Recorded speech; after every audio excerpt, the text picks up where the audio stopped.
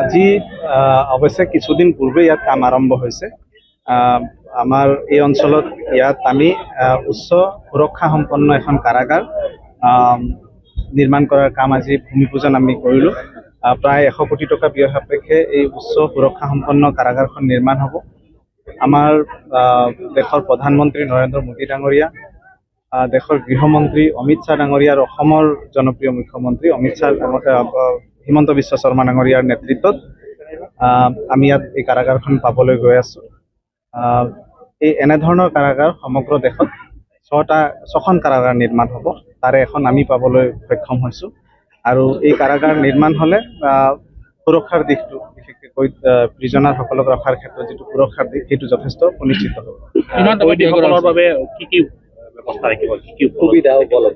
ইয়াত সকলো ধৰণৰ মানে হাই চিকিউৰিটি চেল থাকিব, ইয়াত আপোনাৰ ক্ৰেছ থাকিব, ইয়াত হস্পিটেল থাকিব, সকলো ধৰণৰ বেৰেকবিলাক ভাল হ'ব, ইয়াত ষ্টাফ কোৱাৰ্টাৰ থাকিব, সকলো ইয়াতে থাকি মানে আৰু মানে সুৰক্ষাৰ দিশত খুব আমি যিবিলাক কেমেৰা ইয়াত লগাম সেইবিলাক AI কেমেৰা হ'ব, যথেষ্ট মানে হাই চিকিউৰিটি জেল।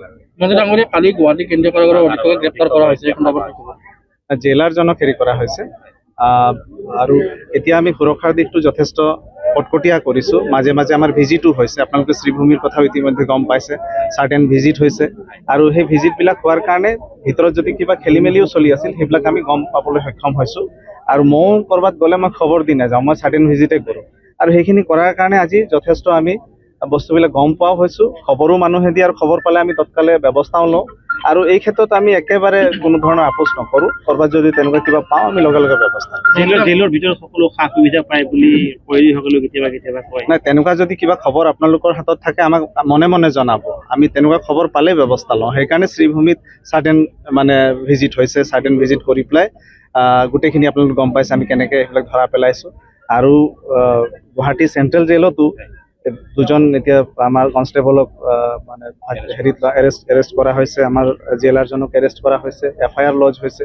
কোনো কাৰণতে ক'তো কম্প্ৰমাইজ কৰা নহ'ব। সদিয়াতো যিকেইজন পলাইছিল 3জন ইতিমধ্যে ধৰা পৰিছে, এজন আকৌ আমি পাই যাম বুলিয়ে ভাবি আছোঁ। তো এইকেইদিনত আপোনালোকে সেই কথাবিলাক নিশ্চয় লক্ষ্য কৰিছে যে আগত কথাবিলাক পোহৰত অহা নাছিল, এতিয়া আমি যিহেতু খুব এক্টিভলি কাম কৰি আছোঁ সেইকাৰণে কথাবিলাক আপোনালোকৰ নজৰত পোৱা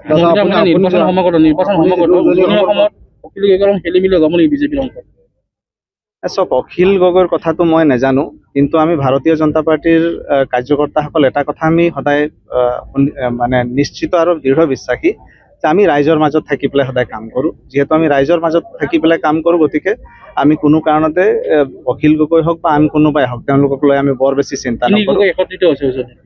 চব এতিয়া সেইটো তেওঁলোকৰ কথা, একত্ৰিত হ'ব নে তেওঁলোকৰ মাজত বিভাজন হ'ব সেইটো তেওঁলোকৰ কথা।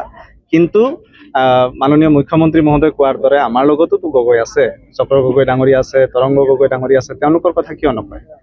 তেওঁলোক দুখীয়া ঘৰৰ ল'ৰা, তেওঁলোক সাধাৰণ ঘৰৰ ল'ৰা, সেইকাৰণে তেওঁলোকৰ কথা কোনো নকয়, কিন্তু সম্ভ্ৰান্ত ঘৰৰ কথা সকলোৱে কয়।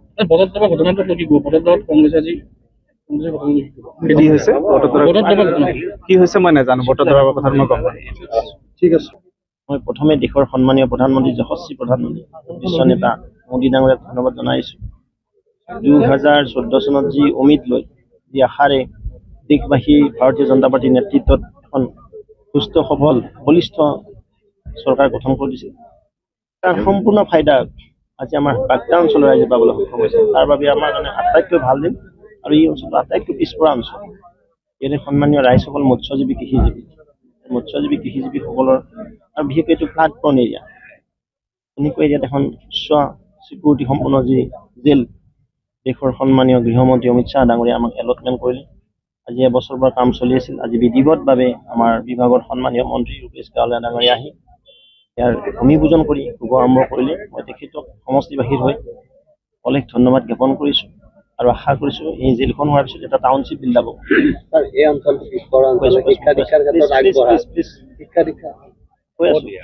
ইয়াত যেতিয়া এখন এনে উচ্চ সম্পন্ন জেল হ'ব, এটা টাউনশ্বিপ বিল্ড হ'ব আৰু ইয়াতে নিয়োগৰ সৃষ্টি হ'ব বিভিন্ন ধৰণৰ। অকল হোৱাইট কালাৰ জবে আমি আনএমপ্লয় প্ৰব্লেম মানে চল্ভ কৰিব নোৱাৰোঁ, ৰিজল্ভ কৰিব নোৱাৰোঁ। কিন্তু এনেকুৱা যেতিয়া এটা টাউনশ্বিপ বিল্ড আপ হয়, ইয়াত বিভিন্ন ধৰণৰ বিজনেছ এক্টিভিটি ৰান কৰিব আৰু নিশ্চিতভাৱে পৰোক্ষ বা প্ৰত্যক্ষভাৱে ইয়াত 1000জন এমপ্লয় আমি জেনেৰেট কৰিবলৈ সক্ষম হ'ম। আৰু এখন জেল হ'ব বুলি শুনিছো, কথাটো সঁচা? হয়, আমাৰ কামৰূপ জিলা জেলখন নাই, আপোনালোক সকলো অৱগত। কলেজ এখন হ'লে বেছি ভাল হয়। কলেজ লাগে। প্লিজ কৈ আছো বন্ধু। আমাক জেল নালাগে, ইতিমধ্যে আমাৰ ইয়াতে এখন পলিটেকনিক কলেজৰ কাম চলি আছে গড়পটত। আমাৰ ইয়াত লাগে। ভৱিষ্যতৰ পিনে আমি ইয়াৰ ওচৰতে আৰু এখন ডিগ্ৰী কলেজৰ কাৰণে প্ৰপ'জ কৰিম। আজি আপোনালোক কথা চায়েন্স কলেজ লাগে। সেয়াতো কিন্তু ডিগ্ৰী কলেজ। জেল নালাগে দাদা। শুনক, আজিকালি শুনক, NEP মতে, নিউ এডুকেশ্যন পলিচি মতে ছায়েন্স আৰ্টছ কমাৰ্চ নাথাকে, ইণ্টিগ্ৰেটেড হ'ব। তাত science arts commerce including B.Ed course inclusion থাকিব।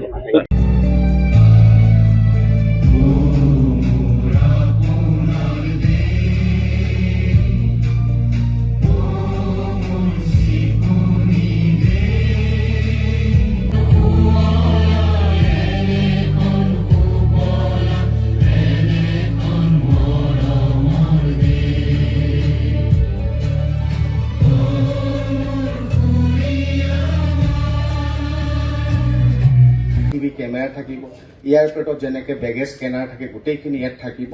আৰু ভাৰত চৰকাৰৰ সৌজন্যত অসমে এখন 6খন জিলা। আমি যেতিয়া বাগদাৰ পৰা ভল্লাগুৰিলৈকে যাওঁ, পথাৰখনৰ ৰাস্তাটো দুইপাৰে পানী জিলমিলাই আছিল। আৰু আজি জিলমিলাইছে গাড়ী আৰু সন্মানৰ এই অঞ্চলৰ ৰাইজে। তাৰ কাৰণে সকলো এটা হাত চাপৰি দিব লাগে যে আজি আমাৰ হাই ছিকিউৰিটি সম্পন্ন অসম নহয়, দেশৰ ভিতৰতে 6 নম্বৰ জেল আমি পাবলৈ সক্ষম হৈছোঁ।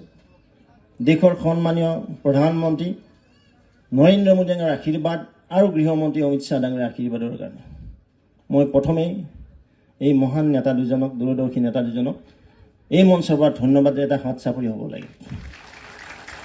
আৰু আজি আমাৰ আনুষ্ঠানিকভাৱে যি ভূমি পূজন, ইতিমধ্যে এবছৰৰ পৰা কাম চলি আছে, আমি সকলো বিদিত যে আজি আহি আনুষ্ঠানিকভাৱে বিধিবদ্ধভাৱে ভূমি পূজন কৰা হ'ল। অসম চৰকাৰৰ সন্মানীয় কাৰাগাৰ বিভাগৰ মন্ত্ৰী,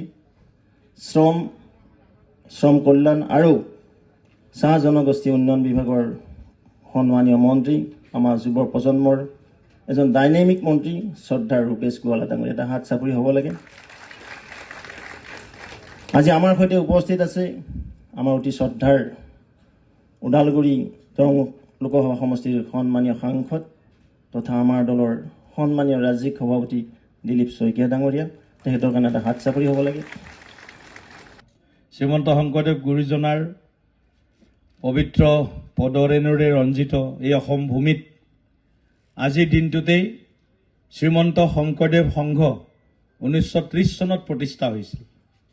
গতিকে শ্ৰীমন্ত শংকৰদেৱ সংঘৰ আমাৰ বৰ্তমানৰ পৰম শ্ৰদ্ধেয় পদাধিকাৰ বাপজনাৰ লগতে সমস্ত ভক্তপ্ৰাণ ৰাইজ, আই মাতৃ, বাপ বান্ধৱ, বৈষ্ণৱ সমাজকো মই আজি এই মঞ্চৰ পৰা মই আধ্যাত্মিক শুভেচ্ছা জ্ঞাপন কৰিছোঁ। শ্ৰদ্ধা ৰাইজ, আপোনালোকৰ আশীৰ্বাদ লাগিব। 26ৰ বিধানসভা নিৰ্বাচনত নৱগঠিত ৰঙিয়া বিধানসভা সমষ্টি, কাৰণ ৰঙিয়া বিধানসভা সমষ্টি এতিয়া আগৰ আৰু ৰঙিয়া বিধানসভা সমষ্টি হৈ থকা নাই।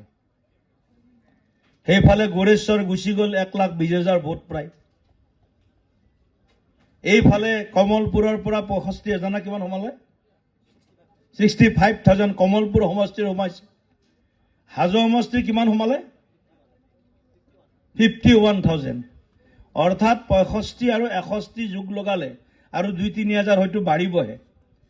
গতিকে 1 লাখ আমি 50,000 ভোটত জিকিব লাগিব মাৰ্জিনত।